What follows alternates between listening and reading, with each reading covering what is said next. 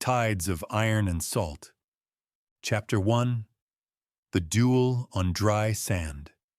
The sun hovered just above the sea, casting molten gold across the churning waves. On the edge of the coast, where the rocks met the sand and the wind whipped wild with the scent of salt, two figures faced each other, neither blinking, neither budging. The first was Roarin, a scrappy ex-smuggler with a chipped tooth and a smirk that never quite faded, even when it should. His coat was a patchwork of old trades stitched from the sails of stolen ships, and his boots had seen the blood of more than one brawl. Opposite him stood Captain Elandra Voss, tall and immaculately dressed, her long coat snapping like a flag in the wind. She was a former naval officer turned bounty hunter, with a reputation for tracking down the worst scum of the sea. And Roarin had once topped that list. They'd tried to kill each other more times than either could count.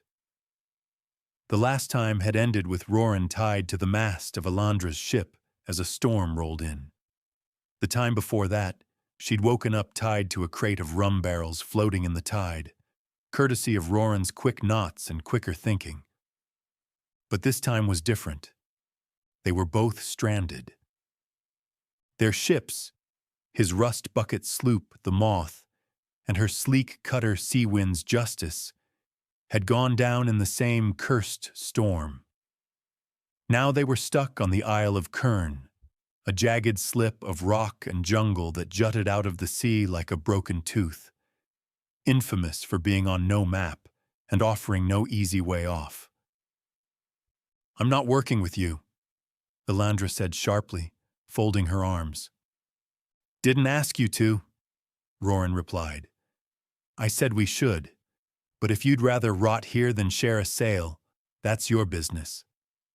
She glared. "What sail?" He nodded toward the broken remains of both their ships, beached in twisted ruins along the shore. "We've got wood, cloth, rope, and a decent length of mast if we lash it together. You were Navy, right? Surely you remember a bit of rigging." She paused. Her lips curled downward, annoyed by the logic in his words. That night, as the wind howled over the island's cliffs, they built the first frame of a raft. Not because they trusted each other, but because the sea was worse than either of them, and the jungle behind them was worse still. Chapter 2. Lessons in Rigging and Rivalry. The days that followed were filled with sweat, curses, and more than one near fistfight. Elandra had the knowledge. She drew out the designs, barked commands, and tied knots with a precision that made Roarin scoff. Roarin had the creativity. He scavenged clever solutions, made sails from old hammocks, and argued with Elandra every step of the way. Despite the friction, the raft grew, longer, stronger, until it resembled a small, crude sailing vessel. They fashioned a makeshift tiller from broken oars, a keel from ship ribs, and patched a torn sail using thread made from jungle vine fibers. But the real challenge was in the quiet moments, around the fire, beneath the stars.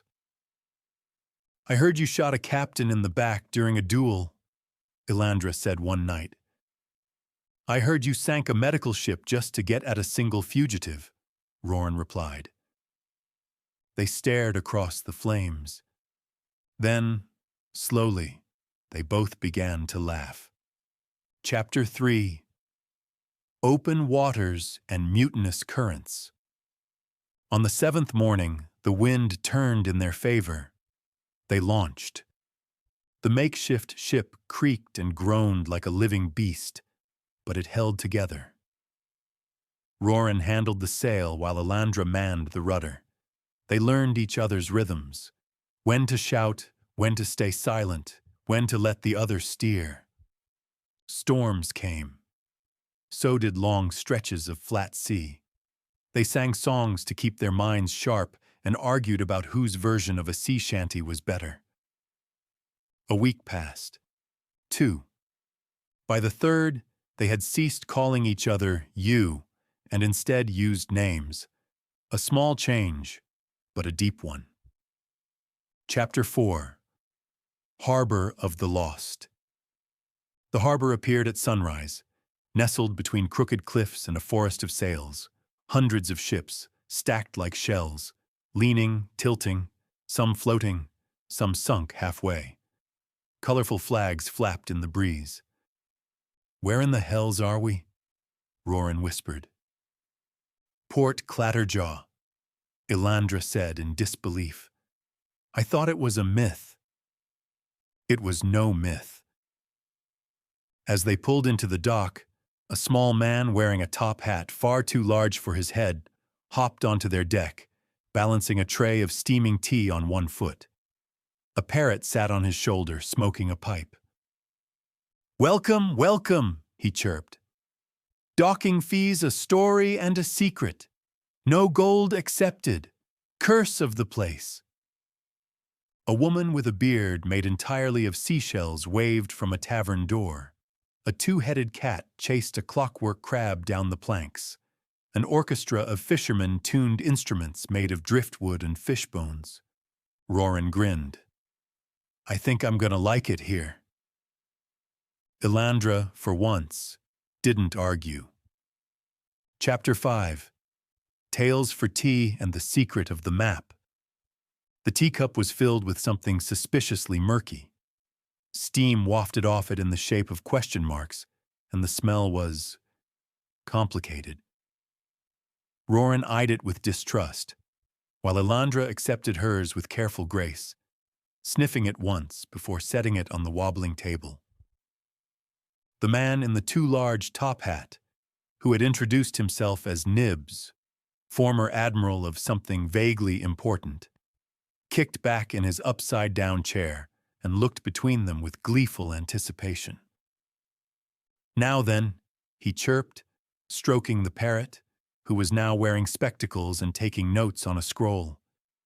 "You've paid the docking fee, almost. A story, yes, but a secret remains." "We don't do secrets," Elandra said flatly. "Liar," Nibs replied, smiling sweetly. Roarin rolled his eyes. "Fine. Here's one. I once stole a crate of gold from the king of Avora by pretending to be his long-lost cousin."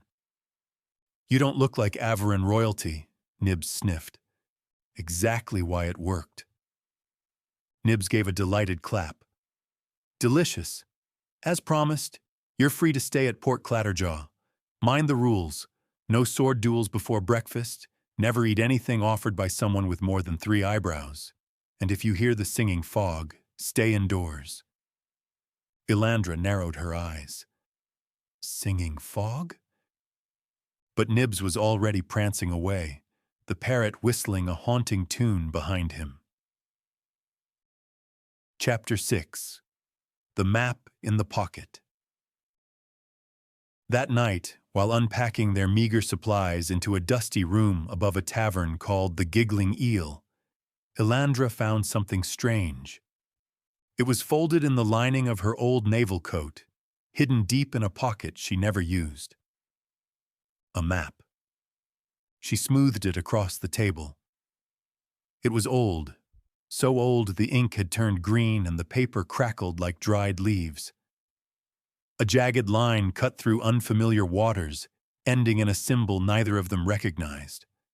A ship caught in a whirlpool, with what looked like glowing runes circling it. "This wasn't mine," she muttered.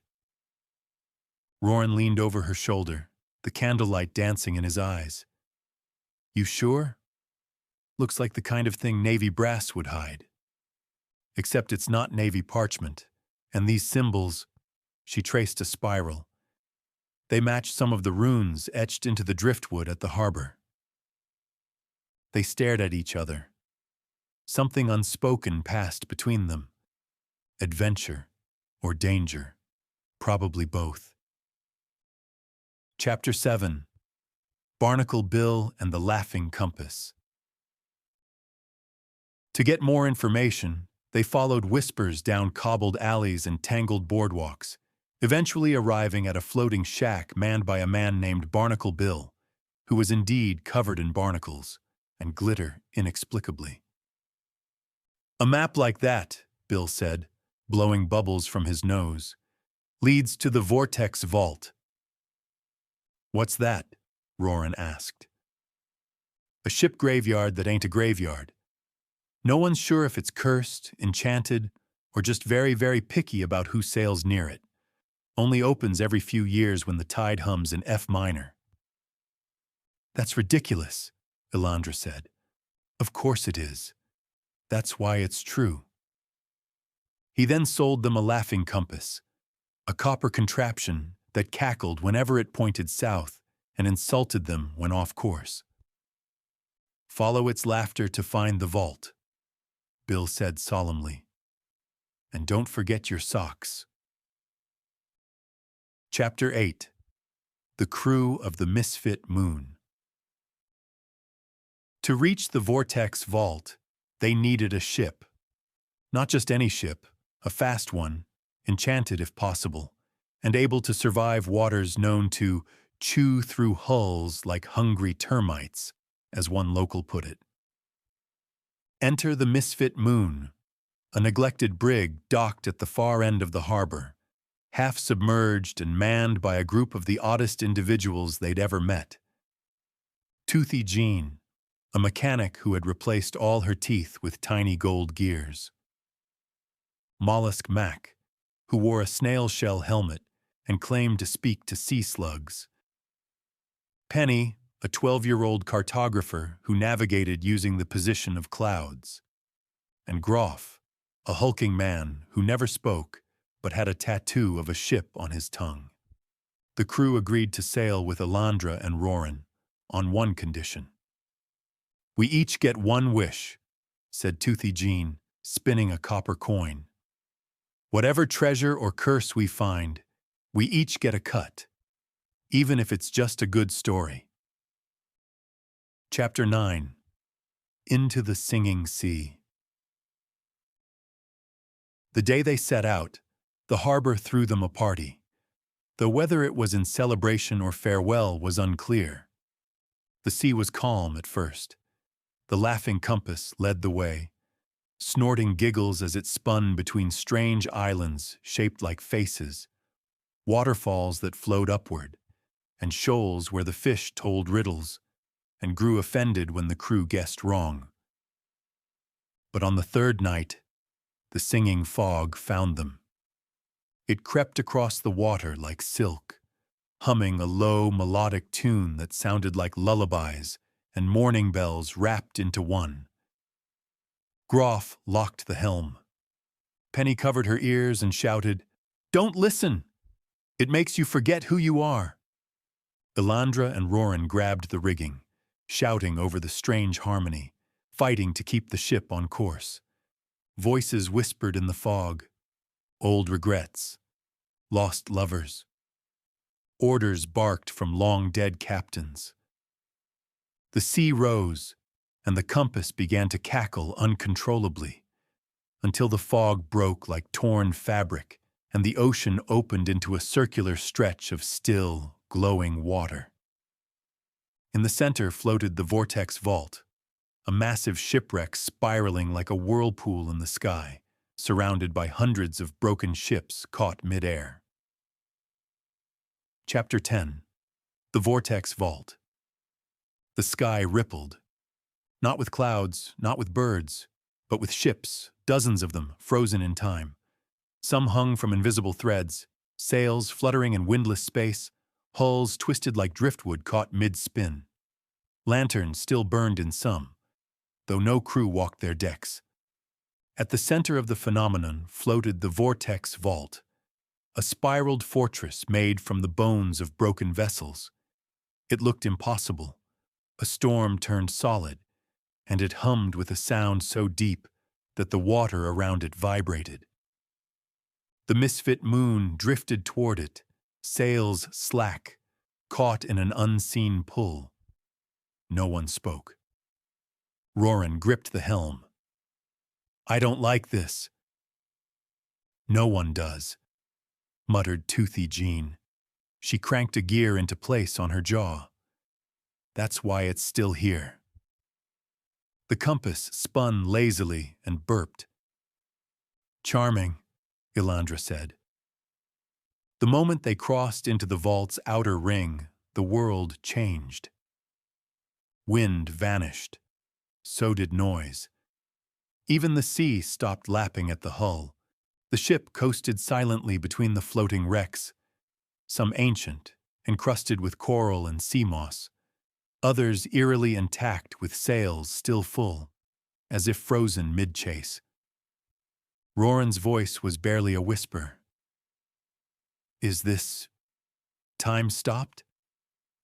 Penny nodded slowly. No one knows how it works. They say the vault chooses when to let someone in and out. Comforting, said Elandra, drawing her sword. Chapter 11. Doors in the Deep. The vault's surface was not wood or stone. It was everything. A shifting mass of hulls, figureheads, and sun-bleached sails woven into a great spiral, like a nautilus shell. The misfit moon was drawn to its side, bumping gently against what looked like the side of a galleon melted into the form of a stairway. They tied ropes and crossed the gangplank. Inside, the air was warm. A dull red light pulsed from cracks in the floorboards. Runes glowed faintly along the walls, and strange murals depicted ships transforming into sea creatures and sailors with gills singing to the stars. In the center of the vault stood 4 doors, each marked with a different symbol. A shattered sword, an eye made of flame, a serpent devouring its own tail, a spiral with a tiny ship at its center. 4 doors, 4 tests, said Penny. That's what the legends say. Groff grunted and pointed to the sword. He stepped forward. No! Joan grabbed his arm. You go alone. You never come back. The crew gathered, debating, but it was Elandra who spoke with finality. Roarin and I will go. Together. We started this.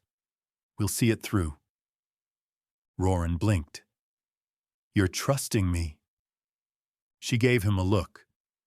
You still owe me for the time you tied me to a barrel. He grinned. You got rescued. Eventually. Chapter 12. Trial of the Spiral. They chose the door with the spiral, the ship at its center matching the one on their mysterious map. The moment they touched it, the world bent inward. Then, water. They stood on the deck of a ghostly version of their raft from the Isle of Kern. Except this time, the sea beneath them was black glass, stars twinkled below and above. Then came the voice. To sail is to surrender. To lead is to listen. Roarin looked around. Who said that? You. And suddenly there were 2 of him. One grinning, wild-eyed, dressed in pirate garb. The other clean-shaven in a navy uniform. Elandra staggered. 2 of her appeared too, one in her old admiral's coat, proud and cold. The other, younger, face soot-streaked, clutching a burning letter. They stood across from each other, the air thick with memory. Each pair began to speak, to argue, to accuse. You abandoned your crew, the Admiral Elandra spat at the soot-faced one. You gave orders that cost lives, said Roarin's pirate self. You only care about the story. You only care about being right. It went on, the storm in their minds rising. Until Elandra stepped forward and said to herself quietly, I was wrong. I thought command meant perfection, but it meant learning. Roarin nodded. And I thought being a rogue made me free, but I was always running. The illusions vanished. The deck cracked open.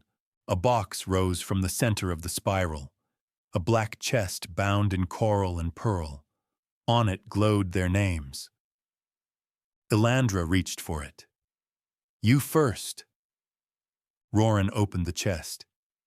Inside was a bottle, half filled with seawater that shimmered like moonlight, etched on the glass. To return, the tide must know your names. Elandra held it up. What does it mean? Probably, Roarin said, that this isn't over. Chapter 13. The Beast Below and the Harbor Beyond. The bottle glowed faintly in Elandra's hand as they returned to the crew waiting outside the chamber. Its light cast rippling patterns on the planks beneath their feet, as though the ocean itself had crept into the vault's heart. It opened for you, Penny whispered. That's never happened before. Toothy Jean knelt beside the chest, tracing the glowing names. It means the vault sees you, or needs you. I'm not sure that's comforting, Roarin muttered, peering up toward the shadowy ceiling where the tangled wreckage stretched endlessly. Let's get out of here before the place changes its mind. But the vault had no intention of letting them leave easily. The moment they stepped onto the misfit moon, the waters churned. The glassy sea shattered like ice, and from its depths rose something ancient. It had no name, not one spoken aloud. But sailors had seen it in dreams. The Levia crown. Its eyes were ship lanterns, its mouth lined with barnacled teeth, and its back bristled with sails torn from vessels it had dragged down into the abyss. The sea recoiled from its presence. It let out a low groan that sounded like wood splitting and anchors grinding. Oh, that's not good, Roarin said, leaping to the main deck and drawing his cutlass. Raise sail! Elandra shouted. Run if we can! But the vault had spun them too deep into its trap. The sea warped around the Levia crown. It didn't just swim. It pulled the ocean with it, creating whirlpools of shadow and broken ships. The misfit moon strained, sails cracking, wood groaning as Groff gripped the helm like it was a lifeline. We won't outrun it, Penny cried. Not unless... Roarin didn't wait to hear the rest. He grabbed the glowing bottle and sprinted to the bow, holding it high above his head. Oi, you ugly driftwood horror! He bellowed at the beast. You want something ancient? Something glowing? Come and take it! The Levia crown turned. Every eye on its immense head blinked as one, and then it surged. It struck the ship with the force of a tidal wave, but just as it did, Roarin hurled the bottle into the sea. The glow spread instantly. Lines of radiant blue carved spirals in the water, forming runes in every direction. The vault began to sink, the ships above them dropping into place like falling stars. A hum rose, a sound like distant bells echoing through the hulls of every vessel caught in the vault's gravity. The Levia crown froze mid-lunge, and then slowly sank. A mournful call followed it into the deep as the ocean shimmered shut above it. Elandra pulled Roarin back from the edge, gripping his collar. What was that? I think, he gasped, we paid the sea back. A name for a name. A life for a way home.